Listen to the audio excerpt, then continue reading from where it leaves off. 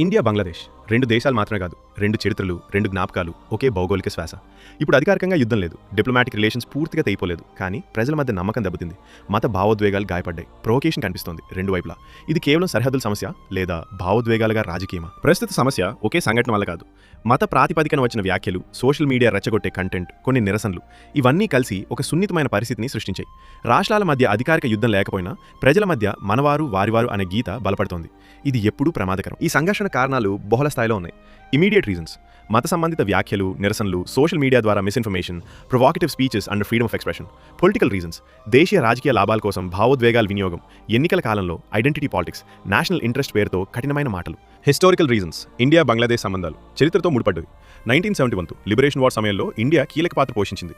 బంగ్లాదేశ్ స్వాతంత్రం వెనుక ఇండియా ఉంది అనే భావన ఇప్పటికీ ఉంది. కానీ చరిత్ర జ్ఞాపకం మాత్రమే సరిపోదు, కొత్త తరానికి ఆ అనుబంధం బలహీనంగా ఉంది. అక్కడే గ్యాప్ మొదలవుతుంది. సోషల్ అండ్ కల్చరల్ రీజన్స్: రెండు దేశాల మధ్య భాష, సంస్కృతి, ఆహారం దగ్గరగా ఉన్న మత రాజకీయాలు వాటిని దూరం చేస్తున్నాయి. సోషల్ మీడియా అల్గరిథమ్స్ ఔట్రేజ్ను రివార్డ్ చేస్తున్నాయి. శాంతి వైరల్ కాదు, వివాదమే వైరల్. ఇది సమాజాన్ని పోలరైజ్ చేస్తోంది. గవర్నమెంట్ యాక్షన్ సోఫార్: భారత ప్రభుత్వం డిప్లొమాటిక్ ఛానల్స్ ద్వారా సిచ్యువేషన్ మానిటర్ చేయడం, internal security agencies alert, public statements with restraint. Bangladesh ప్రభుత్వం లా అండ్ ఆర్డర్ కంట్రోల్ ప్రయత్నాలు, ఇంటర్నల్ స్టెబిలిటీ మీద దృష్టి, డిప్లొమాటిక్ ఎంగేజ్మెంట్ కొనసాగింపు. రోల్ ఆఫ్ ఇంటర్నేషనల్ బాడీస్: ఇలాంటి సందర్భాల్లో యునైటెడ్ నేషన్స్, సార్క్, దో బైలాటరల్ డిప్లొమాటిక్ ఫోరమ్స్, వీటి పాత్ర mediation, confidence building, restraint, messaging. కానీ నిజం ఏంటంటే ఇలాంటి ఇష్యూస్లో ఇంటర్నేషనల్ బాడీస్ కన్నా బైలాటరల్ మెచ్యూరిటీ ముఖ్యం. ఇక్కడ ఒక కీలక ప్రశ్న వస్తుంది: ఫ్రీడమ్ ఆఫ్ స్పీచ్ అంటే మరొకరి భావోద్వేగాలు గాయపరిచే హక్కా? ప్రజాస్వామ్యంలో మాట్లాడే స్వేచ్ఛ ఉంది, కానీ ఆ స్వేచ్ఛతో పాటు బాధ్యత కూడా ఉంటుంది. Provocation, normalization. అయితే సమాజం ఎప్పుడూ కాన్ఫ్లిక్ట్ మోడ్లోనే ఉంటుంది.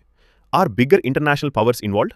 ప్రస్తుతం ప్రత్యక్ష ఆధారాలు లేవు, కానీ జియోపొలిటికల్ రియాలిటీ ఏంటంటే South Asia instability equals strategic advantage for some global powers. అందుకే రెస్ట్రెయింట్, క్లారిటీ, ఇంటర్నల్ యూనిటీ చాలా అవసరం.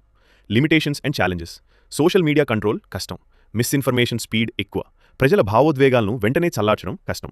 రాజకీయ లాభాలు, టెంప్టేషన్స్. ప్రభుత్వాలు శాంతియుత దౌత్యం పాటించాలి, స్పష్టమైన పారదర్శకమైన సమాచారంతో ప్రజల్లో భరోసా కలిగించాలి. మీడియా సెన్సేషన్ కోసం కాదు, బాధ్యతతో వార్తలు చెప్పాలి. విభజన కాదు, వివేకాన్ని పెంచాలి. ప్రజలు భావోద్వేగాలకు లోను కాకుండా విమర్శాత్మకంగా ఆలోచించాలి. ఆగ్రహం కాదు, సంయమనం చూపాలి.